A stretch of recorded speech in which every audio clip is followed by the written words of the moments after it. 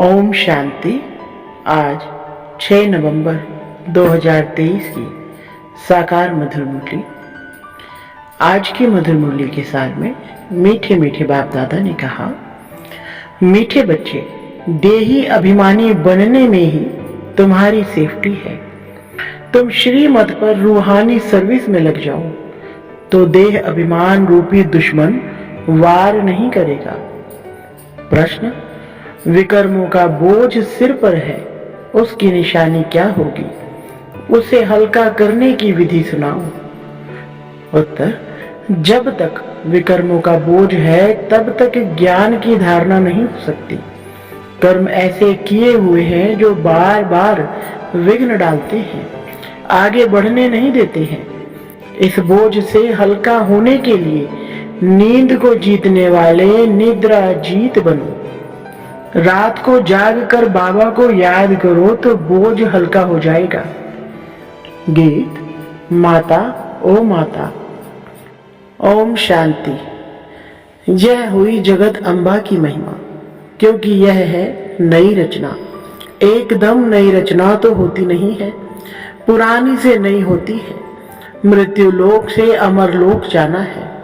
यह जैसे जीने और मरने का सवाल है। या तो मृत्यु लोक में मरकर खत्म होना है, या तो जीते जी मरकर अमर लोक में चलना है। जगत की माँ माना जगत को रचने वाली। यह जरूर है बाप स्वर्ग का रचयिता है। रचना रचते हैं ब्रह्मा द्वारा। बाप कहते हैं, मैं सूर्यवंशी चंद्रवंशी राजधानी स्थापन करता हूँ। आना है संगम पर। कहते भी हैं कल्प के संगम युगे, हर संगम युगे आता हूँ। क्लियर समझानी है। सिर्फ मनुष्यों ने भूल कर नाम बदली कर दिया है। सर्वव्यापी का ज्ञान जो सुनाते हैं उसमें पूछना पड़ता है, यह किसने कहा, कब कहा, कहाँ लिखा हुआ है। अच्छा, गीता का भगवान कौन है जो ऐसे कहते हैं? श्री कृष्ण तो देहधारी है, वह तो सर्वव्यापी हो नहीं सकता। श्री कृष्ण का नाम बदल जाए तो बात आ जाती है बाप पर। बाप को तो वर्षा देना है। कहते हैं मैं राजयोग सिखाता हूँ, सूर्यवंशी चंद्रवंशी का वर्षा देने लिए। नहीं तो 21 जन्म का वर्षा उन्हें किसने दिया? लिखा भी हुआ है, ब्रह्मा मुख से ब्राह्मण रचे। फिर ब्राह्मणों को बैठ नॉलेज सुनाते हैं सृष्टि के आदि मध्य अंत की। तो जो नॉलेज देने वाला है वह जरूर चित्र भी बनाएंगे समझाने लिए। वास्तव में इसमें कोई लिखने पढ़ने की बात नहीं है, परंतु यह सहज कर समझाने लिए चित्र बनाए हुए हैं। इनसे बहुत काम हो सकता है। तो जगत अम्बा की भी महिमा है। शिव शक्ति भी कहा जाता है। शक्ति किससे मिलती है? वर्ल्ड ऑलमाइटी बाप से। वर्ल्ड ऑलमाइटी अथॉरिटी, यह अक्षर भी महिमा में देना पड़े। अथॉरिटी माना जो भी शास्त्रों आदि की नॉलेज है वह सब जानते हैं। अथॉरिटी है समझाने की। ब्रह्मा के हाथ में शास्त्र भी दिखाते हैं और कहते हैं ब्रह्मा मुख कमल द्वारा सभी वेद शास्त्रों का राज समझाते हैं। तो अथॉरिटी हुई ना। तुम बच्चों को सभी वेद शास्त्रों का राज समझाते हैं। दुनिया नहीं जानती कि धर्मशास्त्र किसको कहा जाता है। कहा भी जाता है 4 धर्म, उनमें भी एक धर्म है मुख्य, यह है फाउंडेशन। बने ट्री का मिसाल भी दिया जाता है। इनका फाउंडेशन सड़ गया है, बाकी टाल टालियां खड़ी हैं। यह मिसाल है। दुनिया में झाड़ तो बहुत है, सतयुग में भी झाड़ तो होंगे ना। करके जंगल नहीं, बगीचे होंगे। काम की चीजों के लिए जंगल भी होंगे, लकड़ा आदि तो चाहिए ना।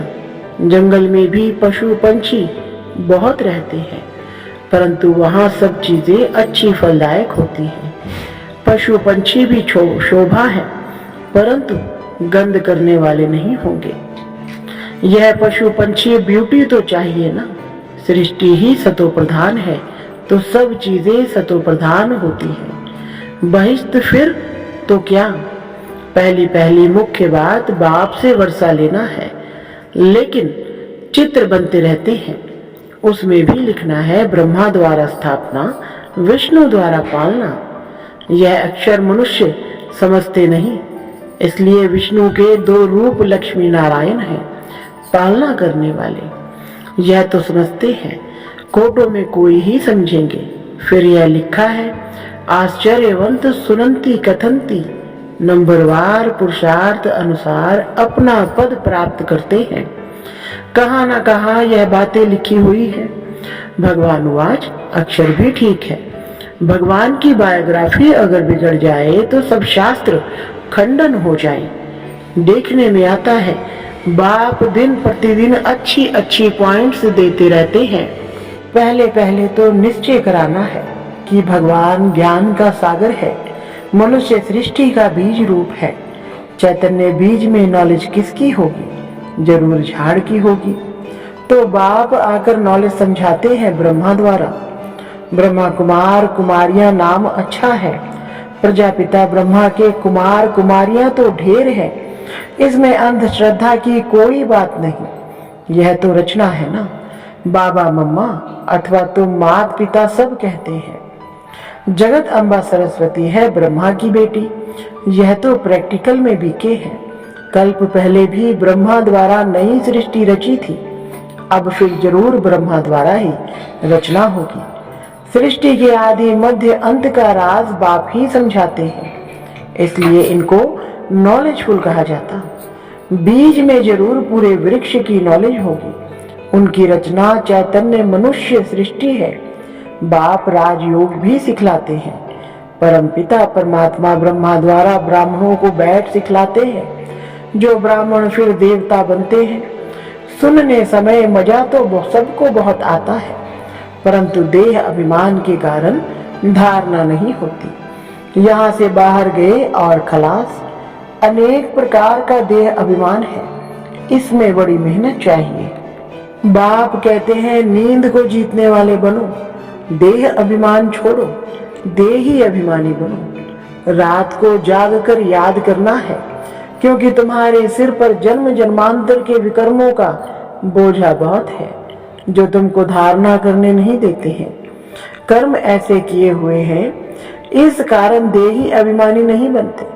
गपोड़े बहुत मारते हैं, बड़े गपोड़े का चार्ट लिख भेजते हैं कि हम 75% याद में रहते हैं, परंतु बाबा कहते हैं इम्पॉसिबल है।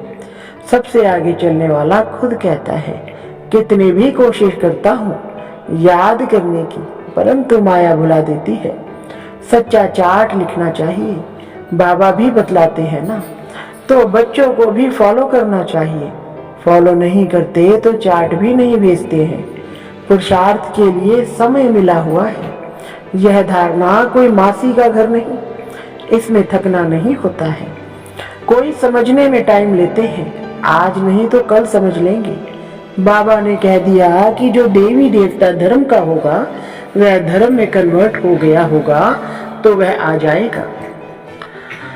एक दिन अफ्रीकन आदि की भी कॉन्फ्रेंस होगी, भारत खंड में आते रहेंगे। आगे कभी आते नहीं थे, अभी भी सभी बड़े बड़े आते रहते हैं। जर्मनी का प्रिंस आदि यह सब कभी बाहर निकलते नहीं थे। नेपाल का जो किंग था उसने कभी रेल नहीं देखी थी। अपनी हद से बाहर कहाँ जाने का हुक्म नहीं था। पोप कभी बाहर नहीं निकला था, अभी आया। आएंगे सब, क्योंकि यह भारत सभी धर्म वालों का बहुत बड़े से बड़ा तीर्थ है, इसलिए यह एडवर्टाइज जोर से निकलेगी। तुमको सब धर्म वालों को बतलाना है, निमंत्रण देना है। ज्ञान फिर भी वही उठाएंगे जो देवी देवता धर्म वाले कन्वर्ट हो गए हैं।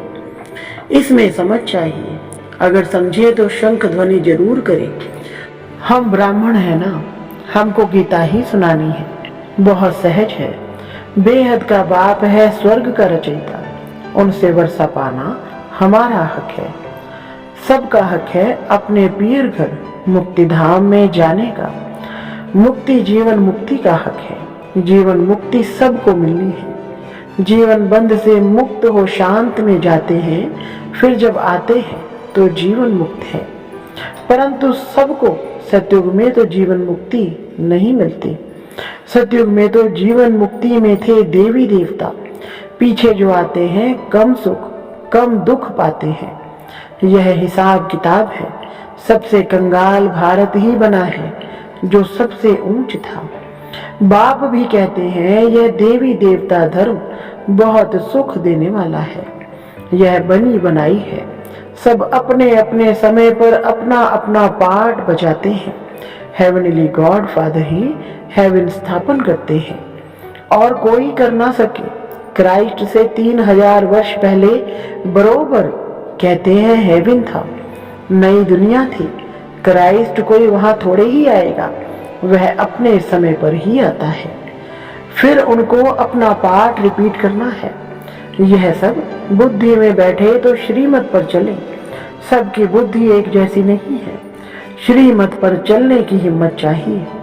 फिर शिव बाबा आप जो खिलाओ जो पहनाओ, ब्रह्मा और जगत अम्बा द्वारा। ब्रह्मा द्वारा ही सब कुछ करेंगे ना, तो दोनों कंबाइंड हैं। ब्रह्मा द्वारा ही कर्तव्य करेंगे, शरीर तो दो इकट्ठे नहीं है।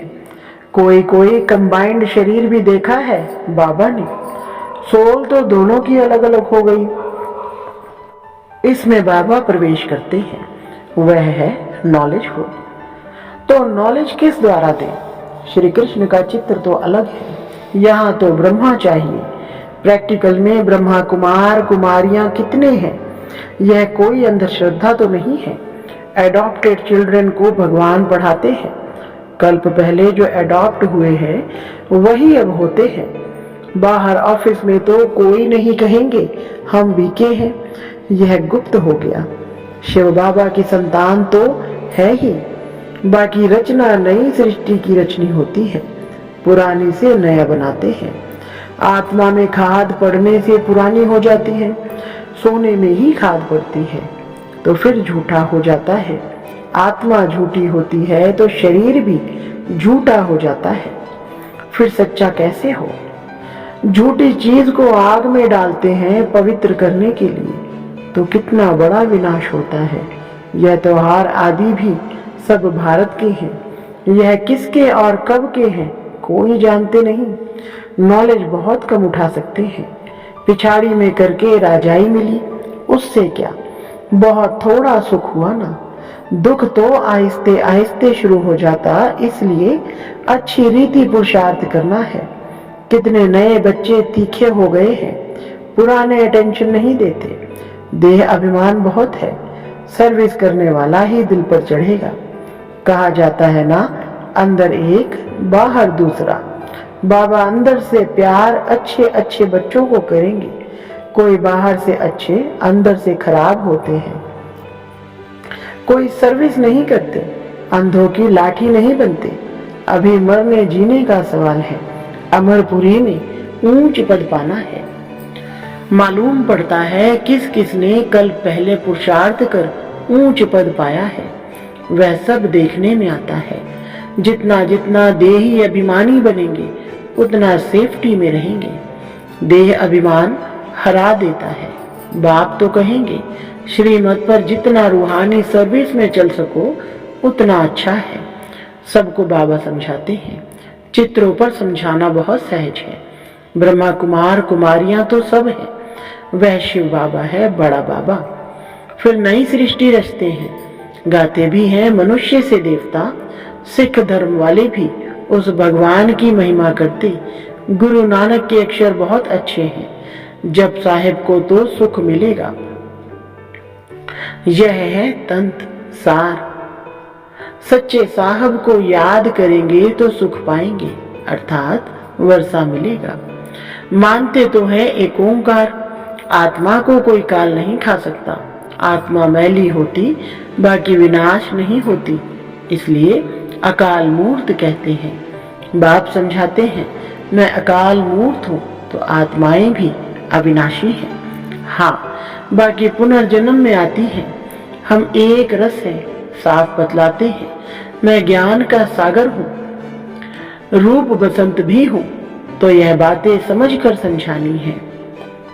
अंधों की लाठी बनना है, जियदान देना है, फिर कभी अकाले मृत्यु नहीं होगा। तुम काल पर विजय पाते हो, अच्छा, मीठे मीठे सिकलधे बच्चों प्रति मात पिता बाप दादा का याद प्यार और गुड मॉर्निंग। रूहानी बाप की रूहानी बच्चों को नमस्ते। रूहानी बच्चों की रूहानी बाप दादा को नमस्ते जी। धारणा के लिए मुख्य सार। नंबर 1, श्रीमत पर रूहानी सर्विस करनी है, अंधों की लाठी बनना है, शंख ध्वनि जरूर करनी है। नंबर 2, देही अभिमानी बनने के लिए याद का चार्ट रखना है, रात को जागकर खास याद करना है, याद में थकना नहीं है। वरदान, सदा अपनी श्रेष्ठ शान में रह परेशानियों को मिटाने वाले मास्टर सर्वशक्तिवान भव। विस्तार, सदा यह वरदान स्मृति में रहे कि हम अपनी श्रेष्ठ शान में रहने वाले औरों की भी परेशानी को मिटाने वाले मास्टर सर्वशक्तिमान हैं, कमजोर नहीं। श्रेष्ठ शान के तख्त नशीन हैं, जो अकाल तख्त नशीन बाप के दिल तख्त नशीन श्रेष्ठ शान में रहने वाले हैं। वे स्वप्न में भी कभी परेशान नहीं हो सकते। कोई कितना भी परेशान करे लेकिन अपनी श्रेष्ठ शान में ही रहते हैं। स्लोगन, सदा अपने स्वमान में रहो तो सर्व का मान मिलता रहेगा। अच्छा, ओम शांति।